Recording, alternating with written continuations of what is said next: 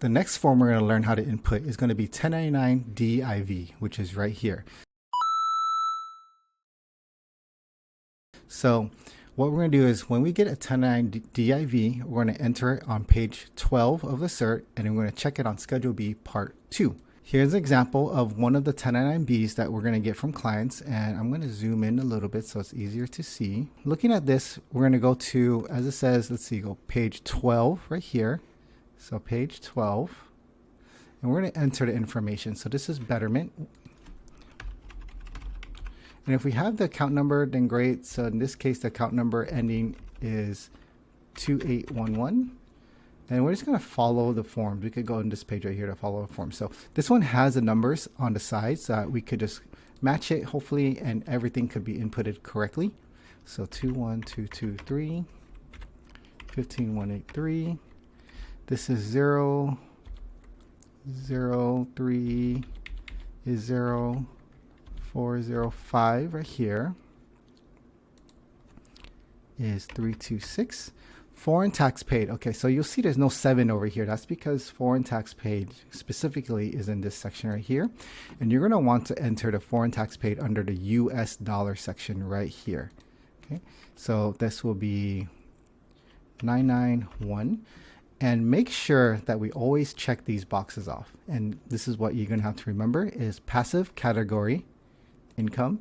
And then we're going to go under foreign country, expand that out, and you're going to go all the way to the bottom and click other country. Okay, so it should look exactly like this if you ever see foreign tax paid. Now tax exempt income is number 12, but what you have to do is go up to here and look for tax exempt income. You won't see the number, but you'll know that it says tax exempt income, and we just follow this right here, 1407. Okay, so we enter that in, and that's all we have for dividends. Now let's move on to the second one. Oh, I didn't name this one, so let me put the name here. It is called.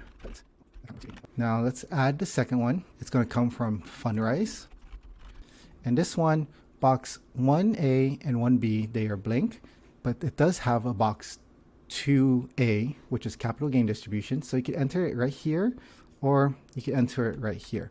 If you enter right here, it'll still show on the very top as well, right here. So you can enter in either spot. If you just want to follow the forms to make it easier, just use this section right here. And let's go down. So 2B has something as well. So let's enter in 2B, 103. And then looks like 2F has something as well. So let's look for 2F.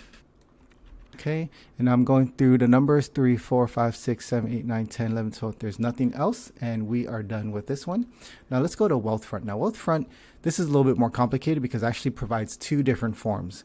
On this side right here, the top side is the 1099 DIV. This is what we're going to enter in, but they also provide a 1099B, which is stock sale, and it's going to be on a separate page. So for right now, we're not going to enter this in. We'll enter this in later on. So what we're going to do is add this in. So this one is Wealthfront, and we're just going to follow just this section only for the dividend. So let me zoom in. Let's see. Okay, so here just follow the numbers again. 541, 199A deduction, which is box 5 is $8.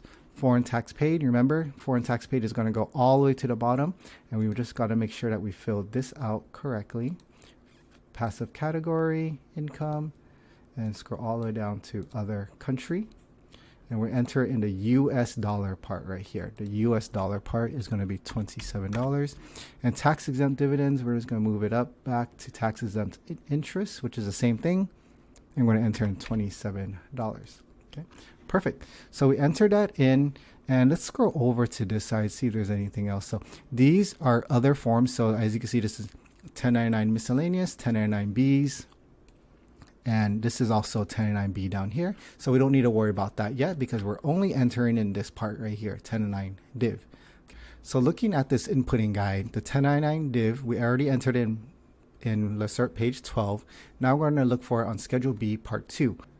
So let's go to Schedule B Part 2 right here. And it's right here. and we're going to compare this to what we entered. So betterment, what's going to show on this page is just going to show only 1A. 1B won't show in here, so we've got to make sure at least 1A shows up. Okay, so 21223, that matches. Fundrise, because 1A is blank, it's not going to show on here. So for right now, 1A won't show anything, but I do see this page right here. On 2A, there is a number.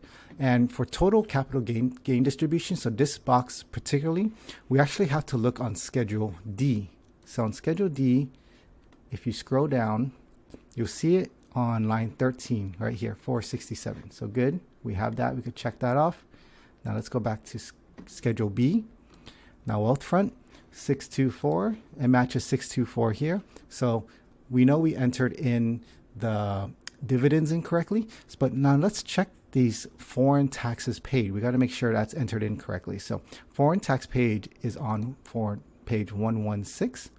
And the way you want to look at it is you're gonna have to combine this together. So this one is $27, and there was another one through Betterment that had $990. So if I were to add 990 plus 27, that will equal to 1018. So this looks good. We don't need to worry about that. And everything else we entered in, and we are done with the 1099 div.